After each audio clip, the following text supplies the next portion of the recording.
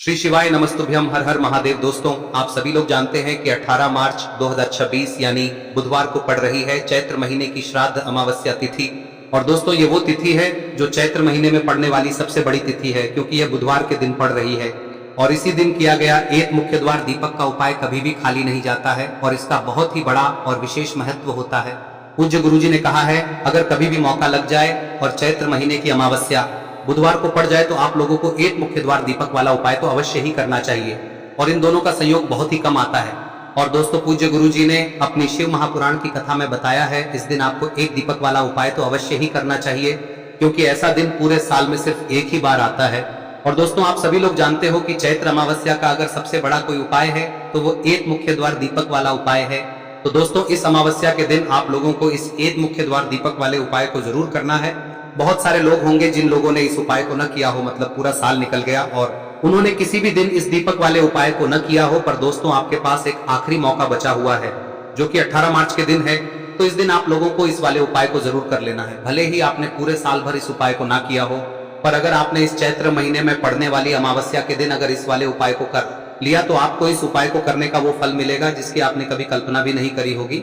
इसीलिए आप लोग इस वाले उपाय को एक बार जरूर कर लेना, ताकि आप लोगों के हाथ से यह मौका ना जा सके और आपको इस उपाय को करने का फल मिल सके।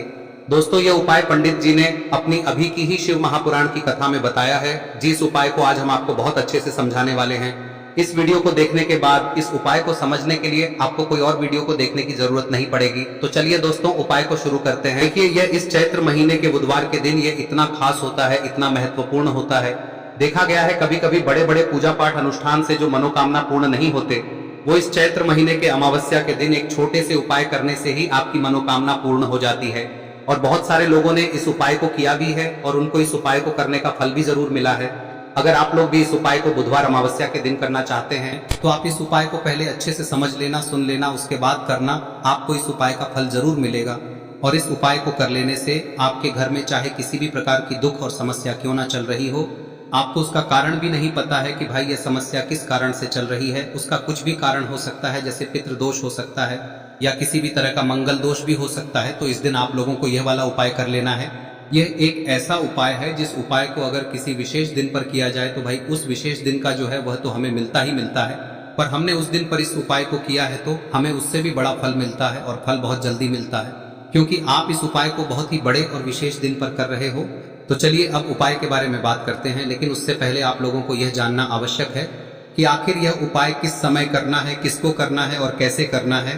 तो चलिए हम आगे आपको वीडियो में एक एक करके बता देते हैं। लेकिन उससे पहले अगर आप लोग हमारे चैनल पर नए हैं तो हमारे चैनल को सब्सक्राइब कर लेना और इस वीडियो को लाइक करके कमेंट बॉक्स में श्री शिवाय नमस्तुभ्यम ओम नमः शिवाय जरूर टाइप कर देना। और अपने फायदे के लिए, गरीबी दूर करने के लिए इस वीडियो को पूरा देखकर जाना, तभी आपको लाभ की प्राप्ति होगी। यदि आज आपने वीडियो को बीच बीच में से देखा, काट काट कर देखा, तो आपको जीवन में कभी सफलता हासिल भी नहीं होगी। दोस्तों, इस एक मुख्य द्वार दीपक वाले उपाय को हमें इस अमावस्या के दिन कैसे करना है, किसको करना है, किस समय करना है और कहां पर करना है, ये सारे सवालों के जवाब आपको इस वीडियो में मिल जाएंगे। और जो ये वीडियो देखेगा भाई, उसको एक मुख्य द्वार दीपक वाला उपाय जरूर करना चाहिए, क्योंकि इस दिन दीपक का भी बहुत ही बड़ा और विशेष महत्व होता है। और जब बात आ जाए एक मुख्य द्वार दीपक की, तो ये सोने पे सुहागा वाली बात हो जाती है और ये एक बहुत ही बड़ा उपाय हो जाता है इस चैत्र अमावस्या का। अब हम समझते हैं इस वाले उपाय को हमें करना किस समय है, इस एक दीपक वाले उपाय को हमें इस अमावस्या के दिन करना किस समय है। तो देखिए, इस उपाय को करने का जो समय है वह सुबह का समय है और शाम का समय भी है। अब देखिए, यहाँ पर हम मुख्य रूप से सुबह का समय नहीं बोलेंगे, क्योंकि 18 मार्च बुधवार अमावस्या का दिन है और इस दिन प्रदोष काल के समय का बहुत महत्व होता है। बाकी अगर सुबह के समय भी करेंगे तो भी अच्छा होगा, उसमें कोई भी दिक्कत वाली बात नहीं है। तो चलिए जानते हैं इस विशेष उपाय के बारे में। लेकिन उससे पहले एक प्रार्थना, अगर आप इस चैनल पर नए हैं तो आप इस वीडियो को लाइक करें, चैनल को सब्सक्राइब करें और कमेंट बॉक्स में आप अपनी राशि या अपना नाम जरूर डाल दें, क्योंकि हम राशि से जुड़ा भाग्य भी बताते हैं और भाग्य में चल रही परेशानियों को दूर करने के लिए वह आसान से आसान उपाय भी बताते हैं। तो चलिए अब हम अपने सबसे पहले उपाय की बात कर लेते हैं। देखिए, चैत्र मास के दिनों में विशेषकर भगवान शिव और माता पार्वती और विष्णु भगवान का पूजन किया जाता है। अब साथ ही साथ चैत्र अमावस्या का दिन भी पड़ गया है, तो ऐसा समझ लीजिए आपके जीवन में धन भी आएगा, सुख भी आएगा, धन बढ़ेगा भी, और साथ ही साथ आपके जीवन के सारे संकटों को भगवान शिव जी दूर कर देंगे।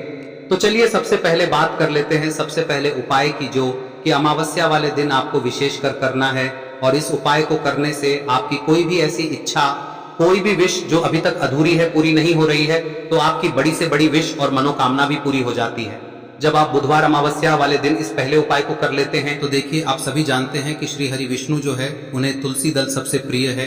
बिना तुलसी माता के श्री हरि विष्णु अधूरे हैं और बिना तुलसी पत्तों के श्री हरि विष्णु का भोग अधूरा है।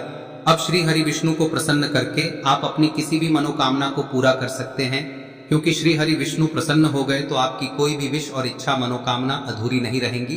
तो आपको तुलसी के 5 पत्ते लेने हैं। अब ये 5 तुलसी के पत्ते जो आपने लिए हैं, ये 5 तुलसी के पत्ते आपको श्री हरि विष्णु को अर्पित करने हैं। अपने घर के मंदिर में ही ठीक है, ऐसा आपको करना है। आपके घर में श्री हरि विष्णु की कोई मूर्ति है, प्रतिमा है, वहां पर यह 5 तुलसी के पत्ते आप रखें और साथ ही साथ एक देसी घी का दीपक गोल बाती का आपको लगाना है और ओम नमो भगवते वासुदेवाय नमः इस मंत्र का आपको 11 बार जप करना है।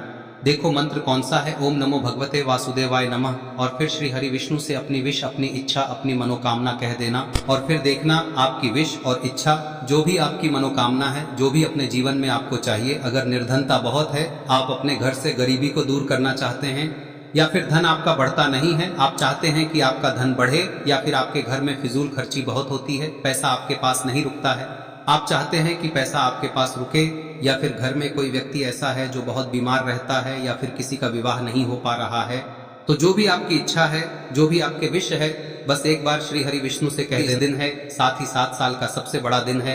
यह दिन इतना उत्तम है कि जो आप श्री हरि विष्णु से मांग लेंगे, जो उनसे कह देंगे, वह आपकी विश, आपकी मनोकामना को बहुत जल्दी पूरा कर देंगे। तो यह पहला उपाय है। चलिए बात करते हैं दूसरे उपाय की।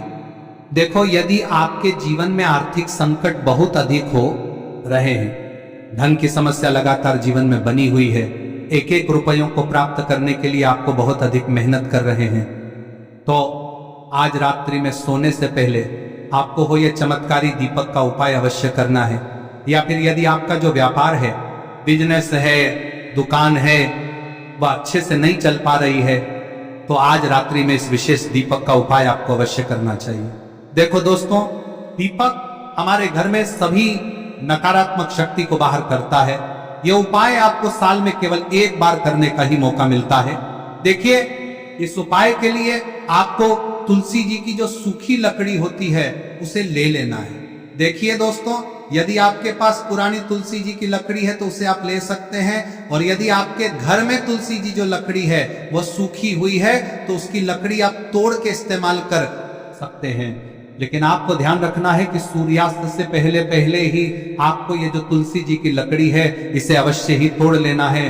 तो इस उपाय के लिए आपको सबसे पहले तो एक मिट्टी का दीपक लेना होगा, चाहे तो आटे का दीपक भी ले सके, क्योंकि आटे का दीपक सभी दीपक में सर्वोत्तम माना गया है।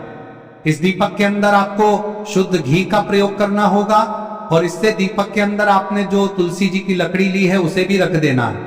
लेकिन ये जो तुलसी जी की लकड़ी है, इसमें आपको चारों तरफ अच्छे से घी लगा लेना है। देखिए, गुरु जी ने बताया है कि जो तुलसी जी की लकड़ी है, यदि आप उपाय करते हैं और बहुत ही शीघ्रता से जल जाती है, तो इसके लिए आपको एक कार्य करना है।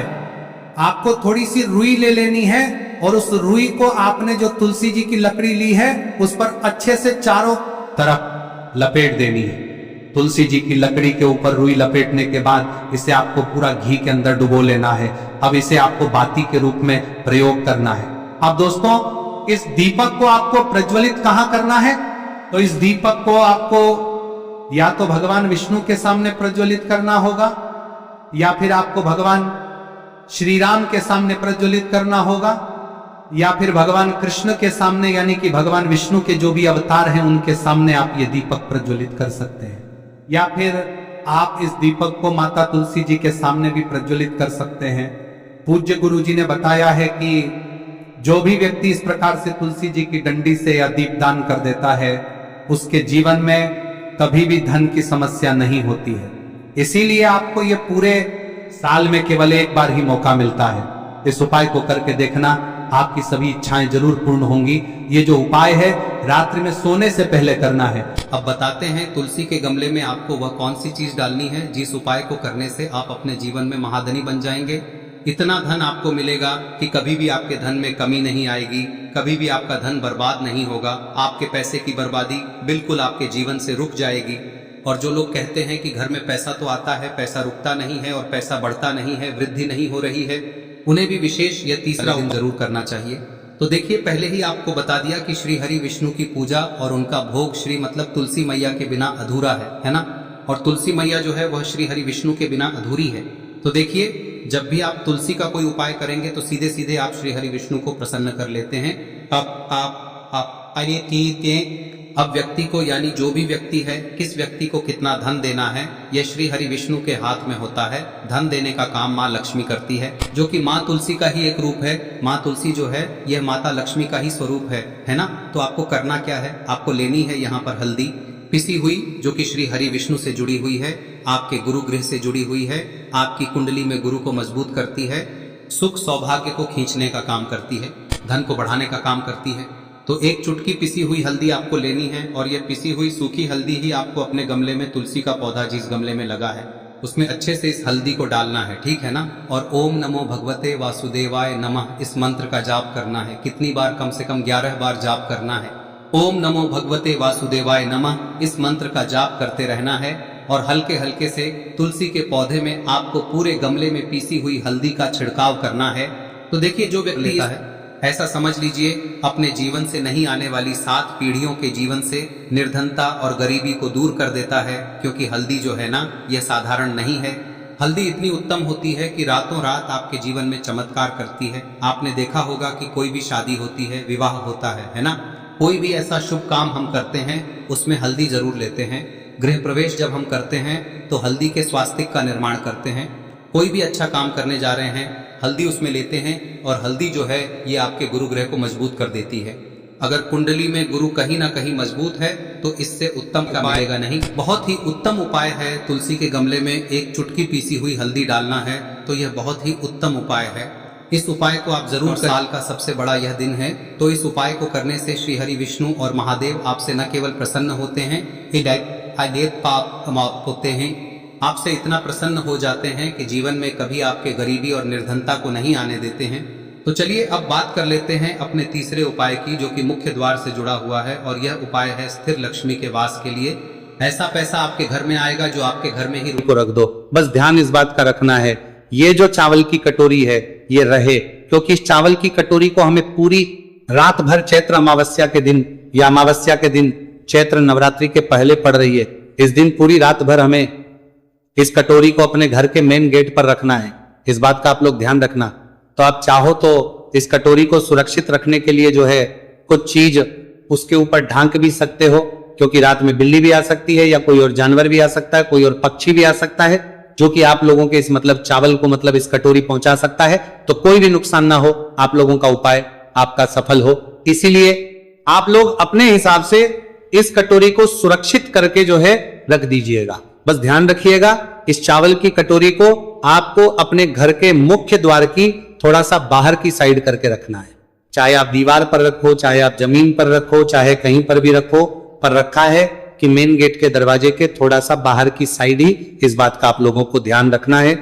जैसे ही आप लोग इस कटोरी को रख देते हो तो बस वहीं पर थोड़ा हाथ जोड़कर भगवान से प्रार्थना करके उस कटोरी को सुरक्षित रखे, ताकि कोई भी जानवर, बिल्ली वगैरह उसको नुकसान ना पहुंचाए और कि वैसी कटोरी छोड़कर आ जाओ अंदर। और अब आप अपने बाकियों के काम को करो, अपना घर का काम करो, जितना काम है वो कर लो, ठीक है। अभी आपको उपाय में कुछ भी नहीं करना है। इस चावल की कटोरी को आप अपने घर के मेन गेट पर पूरी रात भर, पूरी अमावस्या की रात रखे रहने दो, ठीक है। चैत्र अमावस्या जो रहेगी उस रात में पूरी रात रखे रहने दो, ठीक। अब आप लोग रात्रि में सो जाइए और सोने के बाद जब सुबह आप उठे, सुबह चैत्र नवरात्रि शुरू हो जाएंगी, एकम लग जाएगा, तो भाई सुबह जितना जल्द आप लोग उठ सकते हो उपाय को पूरा करने के लिए उतना जल्दी कोशिश करना। 6, 7 या 5, 6 बजे जब भी उठा सको, जितना जल्दी हो सके उतना जल्दी उठने की कोशिश करना उपाय को पूरा करने के लिए। बाकी आप लोग इस उपाय को 10, 11 या 12 बजे तक भी उपाय को पूरा करोगे तो भी आपको उपाय का फल मिल जाएगा, पर इससे ज्यादा देर मत करना, ठीक है। तो आप सुबह जैसे ही उठते हो तो सबसे पहला काम आपका स्नान कराएगा, ठीक है। तो उठते से ही जो है आप लोग पहले स्नान कर लेना, क्योंकि आप लोगों को इस वाले उपाय को पूरा करना है। बाकी दोस्तों इसके बाद आप लोग स्नान वगैरह से सब कुछ काम अच्छे से कर लीजिएगा और शुद्ध और धुले हुए वस्त्र या नए वस्त्र आप लोग पहन लीजिएगा, ठीक है। जो भी माताएं बहनें इस वाले उपाय को कर रही हैं उनको रूप से इस बात का ध्यान रखना है तो जैसे ही सुबह होती है तो भाई सबसे पहला काम आपका यही कि आप इस उपाय को पूरा करो। और उपाय को पूरा करने के लिए सबसे पहले आपको अपने ही घर से एक माचिस लेना है। क्या माचिस लेना है? आपके ही घर की वो माचिस होनी चाहिए। जिस माचिस को जलाकर आप इस उपाय को पूरा करोगे तो आपके घर में जहां पर भी माचिस रखी हुई है भाई, उस माचिस को उठाकर आप लोग सीधा आ जाना अपने घर के में गेट पर। और जो लोग मल्टीज में या किराए के घर में रहते हैं तो भाई उन लोगों ने जहां पर भी अपनी इस कटोरी को रखा हुआ है भाई, वो वहां पर चाहे उन्होंने जमीन पर रखा हो चाहे कहीं भी रखा हो, पर सुरक्षित करके रखा हो, इस बात का आप लोग ध्यान रखना। ठीक है, तो आपको आना है। अगर आपने कुछ चीज सुरक्षित करके रखी हुई है इस कटोरी के ऊपर तो भाई उसको पहले हटाना है। और हटाने के बाद सबसे पहले आपका काम यही रहेगा कि आप जो अपने साथ माचिस लेकर आए हैं इस माचिस को अपने हाथों से जलाओ। माचिस को जलाने के बाद सबसे पहला काम आपका यही रहेगा कि उस चावल की कटोरी के ऊपर जो आपने कपूर का टुकड़ा रखा हुआ, चाहे वो गोली के रूप में हो चाहे वो टुकड़ा हो कपूर का, ठीक है, तो अपनी माचिस को जलाकर सबसे पहला काम आपका यह रहेगा कि उस कपूर के टुकड़े को जला दो। ठीक है, जैसे ही आप उसमें आग, तो भाई वो जलना शुरू हो जाएगा और जब तक वो जलता है आपको वहीं पर खड़े रहना है, वहां से हिलना भी नहीं है। तो उस कपूर के टुकड़े को या गोली भी अगर आपने रखी है तो भाई उस कपूर के टुकड़े को पूरा जल जाने दो। आपके सामने ही, मतलब सामने ही खड़े रहना है और उस कपूर के पूरे अच्छे से जल जाने दो ही वो कपूर पूरा जल जाता है, अच्छे से पूरा जल जाता है, बुझ जाता है। उसके बाद में आपको इस चावल की कटोरी को अब अपने हाथ से उठाना है। इसके पहले आपको इस चावल की कटोरी को टच भी नहीं करना है। जैसे ही कपूर का टुकड़ा जलता है उसके बाद में आपको इस चावल की कटोरी को उठाना है। और चावल की कटोरी को उठाने के बाद किसी भी नीचे जाना है, ऐसे पेड़ के नीचे जाना है जहां पर पक्षी आते हो दाना चुभने के लिए। ठीक है, तो ध्यान इस बात का रखना है कि ऐसे ही वृक्ष जाना है जिसके नीचे जो पक्षी है वो आते हो दाना चुभने के लिए। तो आप किसी भी बेलपत्र के पेड़ के नीचे या पीपल के पेड़ के नीचे या जो भी वृक्ष है जहां पर पक्षी आते हैं तो भाई आपको उस पेड़ के नीचे जाना है और आपको इस चावल की कटोरी को लेकर उस जगह पर पहुंच जाना है। ठीक है, अब आपको करना क्या है, आपकी कटोरी के अंदर जितने भी चावल है वो आपको इस पेड़ के नीचे पूरे में फैला देने हैं। ठीक है, पूरे में फैला देना है जिससे कि जो पक्षी है वो इन दानों चुभ ले और जो कटोरी है वो अपने साथ में वापस लेकर आ जानी है। जब आप इन चावलों को जो है मतलब उधर पेड़ के नीचे डाल रहे हो तो उस समय आप भगवान से प्रार्थना भी जरूर कर लेना। आपके घर में जितनी भी प्रकार की दुख और परेशानी आ रही हो, या अगर आप इस उपाय को पितृदोष के लिए कर रहे हैं तो पितृष्ठ से आप लोगों को जो है अपने घर की दुख और परेशानियों के लिए प्रार्थना करना है और उनसे आशीर्वाद प्राप्त करना है कि उनका आशीर्वाद सदैव आपके ऊपर अच्छा बना रहे और कभी भी दुख और परेशानी ना आए।